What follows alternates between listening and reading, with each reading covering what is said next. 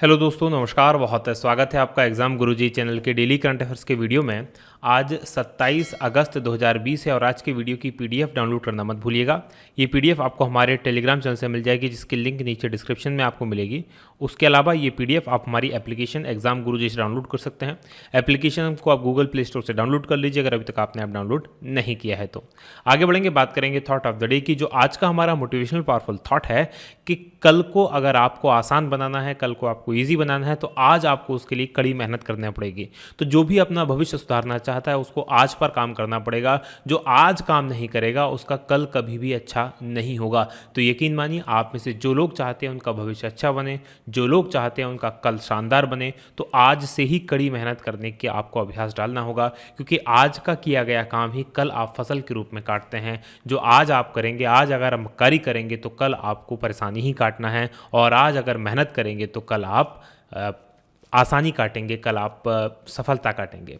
तो इसी थॉट के साथ आगे बढ़ेंगे, बात करेंगे कि रिवीजन कल के पड़ेंगे करंट अफेयर के प्रश्नों का। पहला प्रश्न है कि लोक प्रशासन में उत्कृष्टता के लिए 2020 का प्रधानमंत्री पुरस्कार कब प्रदान किए जाएंगे? तो ये प्रदान किए जाएंगे 31 अक्टूबर को। दूसरा प्रश्न, किस देश ने ग्योफोन 9 पृथ्वी अवलोकन उपग्रह लॉन्च किया है? ये चाइना ने किया है। तीसरा प्रश्न है कि हाल ही में किस देश को अब तक का सबसे बड़ा प्राकृतिक गैस भंडार मिला है? ये तुर्की है। वहीं चौथा प्रश्न है कि आरबीआई ने 2020-21 के लिए भारत की वृद्धि दर शून्य से कितने प्रतिशत नीचे रहने का अनुमान लगाया है? और ये 4.5% नीचे रहने का अनुमान लगाया है, यानी कि -4.5%। वहीं पांचवा प्रश्न है कि डीआरडीओ प्रमुख जी सतीश रेड्डी का कार्यकाल कितने साल तक के लिए बढ़ा दिया गया है? तो 2 साल के लिए इनके कार्यकाल को और बढ़ाया है। छठवां प्रश्न है कि मध्य प्रदेश में 45 सड़क परियोजनाओं का शिलान्यास और उद्घाटन किसके द्वारा किया गया है? तो ये नितिन गडकरी हैं। सातवां प्रश्न है कि केंद्र सरकार ने जीएसटी छूट का दायरा बढ़ाकर कितना कर दिया है? तो ये 40 लाख किया है। आठवां प्रश्न है कि किस देश की गोल्फर सोफिया पोपोव ने महिला ब्रिटिश ओपन 2020 खिताब जीता है? ये जर्मनी की हैं। और नवा प्रश्न है कि किसके नाम पर सिक्किम में फुटबॉल स्टेडियम होगा? तो ये वाईचिंग भूटिया के नाम पर बनेगा। 10वां प्रश्न है कि यूईएफए चैंपियंस लीग 2019-20 किस टीम ने जीती है? तो ये बायर्नर्स म्यूनिख ने जीती है। ये थे हमारे कल के पड़े गए करंट अफेयर के प्रश्नों का क्विक रिवीजन।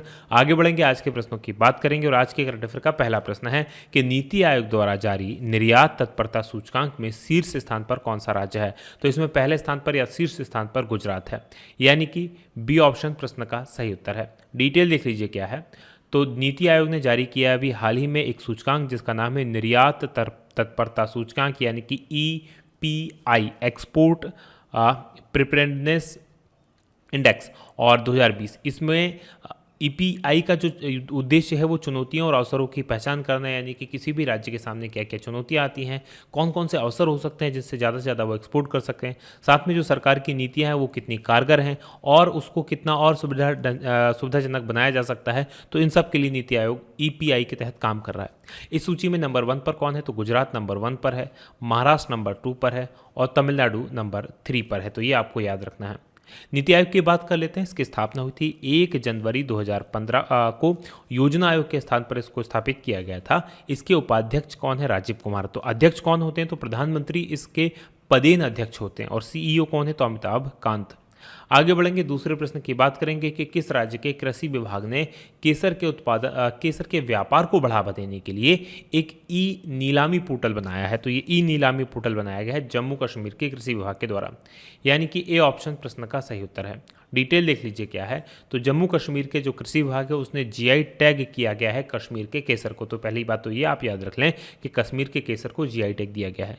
तो कश्मीरी केसर के व्यापार को बढ़ावा देने के लिए एक ई नीलामी पोर्टल बनाया है और इंडिया इंटरनेशनल कश्मीर केसर ट्रेडिंग सेंटर IIKSTS इसके तत्वाधान में विभाग ने NSEIT के साथ मिलकर ये पोर्टल बनाया है। उद्देश्य क्या है? इसका एकमात्र उद्देश्य है कि जो खरीदार हैं उनको गुणवत्तापूर्वक कश्मीरी केसर उपलब्ध करवाया जाए। आगे बढ़ेंगे, बात जम्मू कश्मीर की करेंगे। यहाँ की राजधानी श्रीनगर है और ये आपको याद रखना चाहिए कि इसको यूनियन टेरिटरी में बना दिया गया है। पहले पूरा राज्य था, लद्दाख को अलग कर दिया और 31 अक्टूबर को ये जो काम हुआ था 31 अक्टूबर को हुआ था और वर्तमान में राज्यपाल मनोज सिन्हा हैं। आगे बढ़ेंगे, बात तीसरे प्रश्न की होगी कि अमेरिका में रिपब्लिकन पार्टी की तरफ से राष्ट्रपति पद का उम्मीदवार किसे बनाया गया है, और रिपब्लिकन पार्टी की तरफ से राष्ट्रपति पद के उम्मीदवार बने हैं डोनाल्ड ट्रंप, जो कि वर्तमान में राष्ट्रपति हैं। यानी कि डी ऑप्शन प्रश्न का सही उत्तर है। डिटेल देख लीजिए क्या है।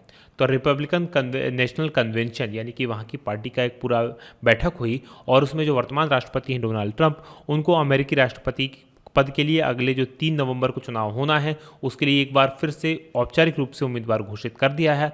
और आरएनसी की बात करें यानी कि रिपब्लिकन नेशनल कन्वेंशन ने, तो इसने उपराष्ट्रपति पद के लिए वर्तमान में ही जो उपराष्ट्रपति हैं माइक पेंस, इनको एक बार फिर से उपराष्ट्रपति उम्मीदवार घोषित किया है।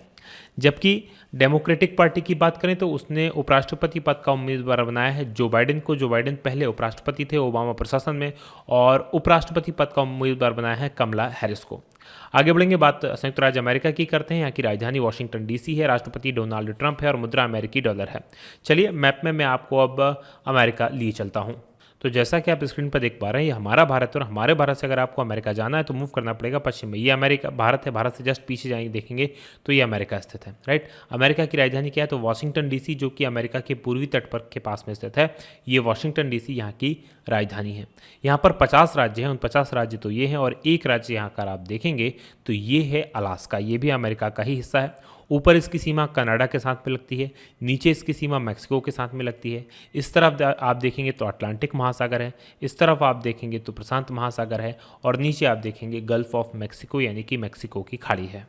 आगे बढ़ेंगे, बात करेंगे अगले प्रश्न की। अगला प्रश्न आपके सामने चौथा है कि WHO द्वारा किस महाद्वीप को पोलियो मुक्त घोषित कर दिया गया है, और ये पोलियो मुक्त महाद्वीप घोषित किया गया है अफ्रीका, यानी कि सी ऑप्शन प्रश्न का सही उत्तर है। डिटेल देख लीजिए क्या है।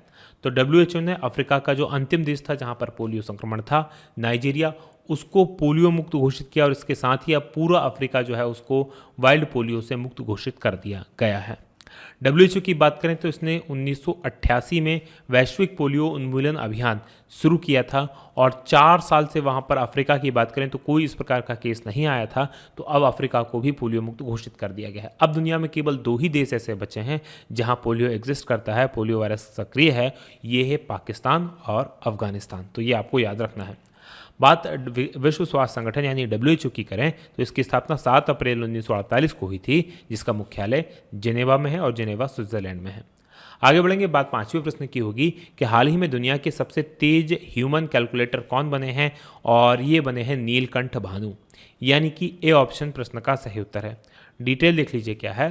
तो हैदराबाद के नीलकंठ भानु प्रकाश, ये माइंड स्पोर्ट्स ओलंपियाड MSO के मेंटल कैलकुलेशन वर्ल्ड कप में भारत के लिए पहला स्वर्ण पदक इन्होंने जीता है, ये आपको याद रखना है। और ये दुनिया के सबसे तेज ह्यूमन कैलकुलेटर बन गए हैं, यानी कि संख्याओं को इनसे तेज कोई नहीं जोड़ घटा गुणा भाग कर सकता है।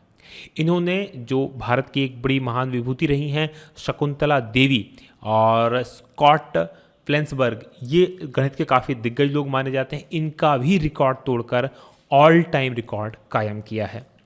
बात करेंगे 6वें प्रश्न की कि हाल ही में असम में आसपा जो एक कानून है उसकी अवधि कितने समय तक के लिए बढ़ा दी गई है, तो ये 6 महीने के लिए और बढ़ा दी है, यानी कि सी ऑप्शन प्रश्न का सही उत्तर है। डिटेल देख लीजिए क्या है। तो असम की सरकार ने सशस्त्र बल विशेषाधिकार अधिनियम 1958 यानी आसपा इसकी जो अवधि है इसको 6 महीने के लिए और बढ़ा दिया है। तो ये जो कानून है, ये कानून सुरक्षा बलों को अधिकार देता है कि वो राज्य के अंदर या जहां आसपा लागू हुआ है वहां पर वो किसी प्रकार का अभियान चलाएं, बिना किसी पूर्व नोटिस दिए हुए किसी को गिरफ्तार कर सकें। इवन कोई अगर बहुत ज़्यादा न्यूसेंस कर रहा है तो उसे गोली मारने की भी इनको शक्ति होती है, और इसके लिए इन पर कोई कानून वगैरह या कोई विशेष प्रकार का न्यायिक प्रक्रिया नहीं चलाई जा सकती। असम में ये कानून लागू हुआ था नवंबर 1990 से, और तभी से हर 6 महीने में से बढ़ा दिया जाता है। बात करेंगे असम की, तो यहाँ पर मैप में देख लीजिए, ये असम है। पूर्वोत्तर राज्यों का प्रवेश द्वार इसको कहा जाता है, क्योंकि यही वो राज्य है जिससे होकर बाकी सारे राज्यों में पहुंचा जा सकता है। बात इसकी स्थापना की करें, इसके गठन की करें, तो 26 नवंबर 1950 को गठन हुआ था। दिसपुर यहाँ की राजधानी है। सर्बानंद सोनोवाल मुख्यमंत्री है। बीजेपी की सरकार है। राज्यपाल प्रोफेसर जगदीश मुखी हैं। लोकसभा की 14 सीटें हैं, राज्यसभा की 7 सीटें हैं, विधानसभा की यहाँ पर 126 सीट हैं। प्रमुख राष्ट्रीय पार्कों की बात करें तो काजीरंगा नेशनल पार्क है, नामेरी नेशनल पार्क है, मानस नेशनल पार्क है, डिब्रू साईखोवा नेशनल पार्क है और ओरंग नेशनल पार्क है। इनमें से काजीरंगा और जो मानस नेशनल पार्क है ये अपने एक सींग वाले गेंडे के लिए बहुत फेमस है, तो ये आपको याद रखना है। आगे बढ़ेंगे, बात 7वें प्रश्न की होगी कि भारतीय रिजर्व बैंक मुक्त बाजार परिचालन यानी कि OMO के जरिए कितने रुपए मूल्य की सरकारी प्रतिभूतियों को की खरीद बिक्री करेगा। तो इसके लिए जो RBI है वो 20,000 करोड़ की सरकारी प्रतिभूतियों को खरीदी बिक्री करेगा, यानी कि बी ऑप्शन प्रश्न का सही उत्तर है। डिटेल देख लीजिए क्या है। तो जो भारतीय रिजर्व बैंक है यानी कि RBI है वो मुक्त बाजार परिचालन के जरिए कुल 20,000 करोड़ रुपए की मूल्य की सरकारी प्रतिभूतियों की साथ साथ खरीदारी बिक्री करेगा और इस OMO का परिचालन 2 चरणों में किया जाना है। OMO के अंतर्गत 2024 की से बात करें 2032 के बीच में परिपक्व होने वाली लंबी अवधि की जो सरकारी प्रतिभूतियां हैं उनको खरीदा जाएगा। तो ये आपको याद रखना है। बात RBI की करेंगे, इसकी स्थापना कब हुई थी। तो 1 अप्रैल 1935 को हुई थी। मुख्यालय मुंबई में है और गवर्नर शक्तिकांत दास हैं। आगे बढ़ेंगे, बात 8वें प्रश्न की होगी कि कौन सा बैंक किसानों की साख का आंकलन करने के लिए उपग्रह डेटा का इस्तेमाल करेगा, उपयोग करेगा, और इसका इस्तेमाल किया जाएगा ICICI बैंक के द्वारा, यानी कि डी ऑप्शन प्रश्न का सही उत्तर है। डिटेल देख लीजिए क्या है। तो ICICI बैंक क्या करेगा, किसानों की साख जो है उसका आंकलन करने के लिए, यानी उनको कितना ऋण दिया जा सकता है, इसके सैटेलाइट डाटा का यूज़ करने का फैसला किया है। तो ICICI अब ऐसी तकनीक का उपयोग करने वाला भारत का पहला बैंक बन गया है जो भूमि, सिंचाई और फसल पैटर्न से संबंधित चीज़ों को मापने के लिए और किसानों को कितना उधार दिया जा सकता है इसके लिए इस प्रकार की तकनीक का उपयोग करेगा। बात करते हैं ICICI बैंक की। तो इसकी स्थापना 1994 में हुई थी। अध्यक्ष गिरीश चंद्र हैं और COO संदीप बख्शी हैं। आगे बढ़ेंगे, बात करेंगे 9वें प्रश्न की कि किस भारतीय टेबल टेनिस खिलाड़ी ने रिटायरमेंट का ऐलान कर दिया है, और इनका नाम है पोलोमी घटक, यानी कि बी ऑप्शन प्रश्न का सही उत्तर है। डिटेल देख लीजिए क्या है। तो भारतीय टेबल टेनिस स्टार पोलोमी घटक, इन्होंने रिटायरमेंट यानी संन्यास लेने की घोषणा कर दी है और इन्होंने 2006 के राष्ट्रमंडल खेलों और 2000 और 2008 के बीच कॉमनवेल्थ चैंपियनशिप में भारत का प्रतिनिधित्व किया हुआ है। इसके अलावा ये पहली बार ओलंपिक में जब शामिल हुई थी, ये मात्र 16 साल की थी। बात करेंगे अब हम 10वें प्रश्न की कि टेस्ट क्रिकेट में 600 विकेट लेने वाले पहले तेज गेंदबाज कौन बन गए हैं। तो दुनिया के पहले तेज गेंदबाज जो 600 विकेट जिन्होंने लिए हैं ये हैं इंग्लैंड के जेम्स एंडरसन, यानी कि डी ऑप्शन प्रश्न का सही उत्तर है। डिटेल देख लीजिए क्या है। तो इंग्लैंड के तेज गेंदबाज जेम्स एंडरसन टेस्ट क्रिकेट में 600 विकेट लेने वाले पहले तेज गेंदबाज बन गए हैं और 38 साल के हैं ये, और इंग्लैंड के साउथहैम्पटन में पाकिस्तान के खिलाफ जो तीसरा और अंतिम टेस्ट मैच चल रहा था उसमें इन्होंने ये सफलता हासिल की है। टेस्ट क्रिकेट में एंडरसन से अधिक विकेट वाले गेंदबाजों की बात करें तो मुथैया मुरलीधरन, ये सबसे ज़्यादा विकेट इन्होंने लिए हैं। शेन वार्न और अनिल कुंबले हैं। चौथे नंबर पर जेम्स एंडरसन हैं। बात करेंगे अब हम कल के सवाल की। करंट अफेयर आज का हमारा यहीं तक था। कल मैंने आपसे प्रश्न पूछा था कि प्रधानमंत्री नरेंद्र मोदी ने कौन सा मिशन लॉन्च किया है। तो ये है राष्ट्रीय डिजिटल स्वास्थ्य मिशन, यानी कि डी ऑप्शन प्रश्न का सही उत्तर है। आप में से काफ़ी सारे लोगों ने इस प्रश्न का सही उत्तर दिया है। अब बढ़ेंगे आज के प्रश्न की तरफ। आज का प्रश्न उससे पहले मध्य प्रदेश जेल प्रहरी 2020 के लिए टेस्ट सीरीज उपलब्ध है। MPPSC के लिए टेस्ट सीरीज, प्री MPPSC के लिए नोट्स और फुल कोर्स अवेलेबल है। अधिक जानकारी के लिए इन नंबर्स पर आप व्हाट्सअप कर सकते हैं। ये आज का हमारा प्रश्न है कि ग्वालियर चंबल एक्सप्रेसवे का नाम बदलकर किसके नाम पर करने की घोषणा की गई है। तो ये किसके नाम पर करने की घोषणा की गई है कमेंट करके मुझे बताइएगा, और ये वीडियो कैसा लगा ये बताना मत भूलिएगा। आज की बात करेंगे यही समाप्त। आप लोगों का बहुत बहुत धन्यवाद। जय हिंद, जय भारत।